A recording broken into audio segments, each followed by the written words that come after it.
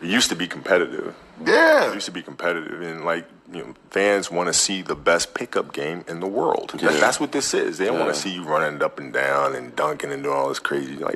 They want to see what happens when you get this collection of best basketball players on the planet, and they play and they go head up against each other. Man. I mean, you guys play harder at a pickup game in UCLA. For real. And ain't billions of people watching. For real. Definitely do. You know what I'm saying? Later. 205 points on the board for the East. And no other better player to do it than Tyrese Halliburton. Flip that board. 200. Brother, what's that? What's that, brother? A heave from Edwards. It'll count if it goes. All right, entertaining first quarter. Some defense being Makes me sick, motherfucker, how far we done fell. We're going back to East versus West, they say. It'll be competitive, they say. Let me show you the best and only defensive play of the night. Dame Dollar. The Rim put up a Defensive Player of the Year effort against Luka right there, and that's it. An inanimate object play better defense than living, breathing human beings. They scored over 200 points. Mind you, the record originally was 196 in 2016. They surpassed it and then some tonight. They shattered it practically, because when you add up the totals of both teams, nearly 400 points were scored tonight on nobody. To the people who find this entertaining, I genuinely don't know what it is you see. Look at Dame's face. I've seen happier people at the DMV. How do you even cheer for people in this game? Like, what do you get excited for? Oh, he just made a shot on nobody. Oh, look at him. He just made a shot on no one too. Oh my God, he just dunked on nobody. You know what the NBA should do from this point on? Do not count anything from the All-Star game as meaningful to anything. Just don't reference anything in the past that isn't when this softness started in the All-Star game. Just don't reference anything. Oh, you're the first person to win back-to-back All-Star MVP. Don't do that, because back then it used to mean something. If you are an NBA player and you want to score 40 in this game, you can easily score 40. It's just a matter of, do you want to or not? All you got to do is ball hog. Half of them don't even want the ball. They go get the ball and just pass it to you. I've seen multitudes of players in the last few years be like, hey, pass me the ball. They'll be like, oh, okay. I mean, you want it so bad here.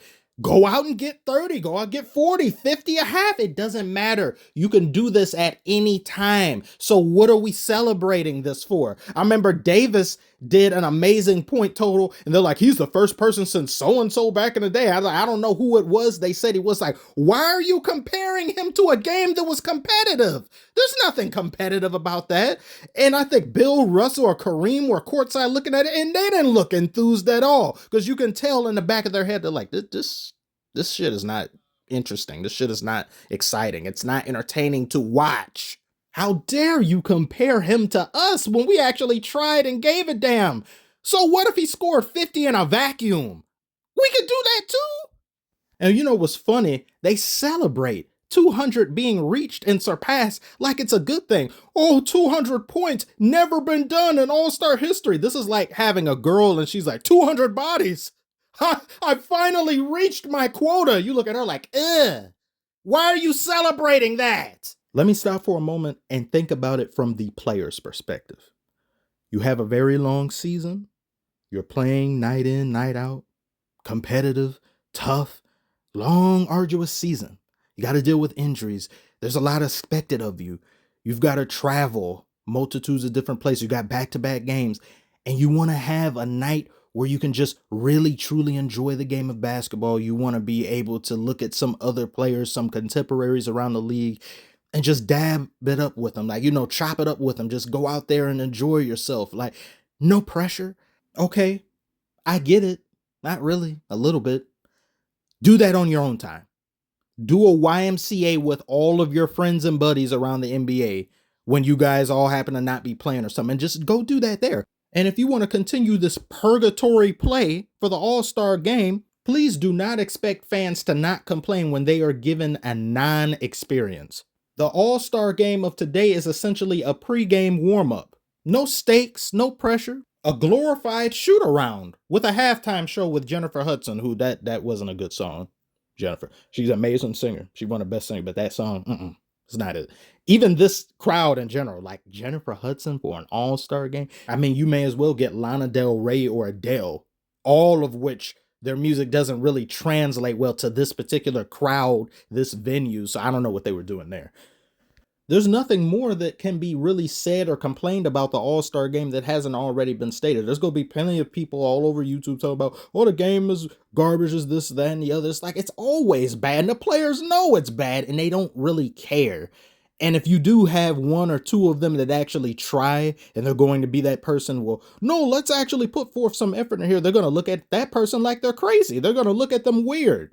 So what do you even do? Even if you do happen to be that player, why single yourself out like that when it ultimately adds up to nothing? The fact that people are celebrating a play or two here and there, someone kind of making a swipe for a ball, is disgraceful.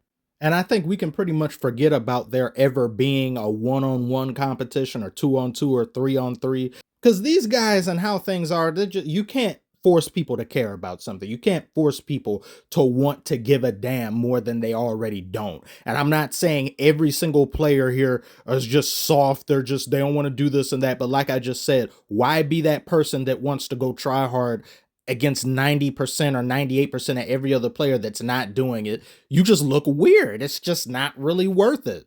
You would need the collective to care and give a damn, and it's not going to happen. They don't care about this. They don't care about the dunk contest. I'm surprised they even care about the three-point contest. And to any other people who may be wondering why you're making such a big deal about something that's this, that, and the other, it's because a lot of these players don't normally see one another that often. When you look at the regular season and you see just how many players are out due to a sickness or out due to an injury, all these great matchups we miss, Embiid versus Jokic, how many of those have we gotten? We count them on like one hand. That can be showcased here. I know Embiid is injured, but what about everyone else? We got to wait for these players to play against each other on the regular season schedule, and many of the times they don't. So we just never get to see certain matchups. We never get to see, the best point guards go up against each other. We never get to see best shooting guards bet this. No, we don't get that. When do we get it? A few times in the regular season, and we gotta hope and pray they meet each other in the playoffs. It's a sad state of affairs, and it's a representation of everything else that's wrong with the NBA, all put into one game that is the All-Star game. You know something? You know what I'd rather do? You know what I'd rather do than watch this? I would rather go watch Madam Web. My bad. I'm sorry. It's too much. I'm too far. Sorry.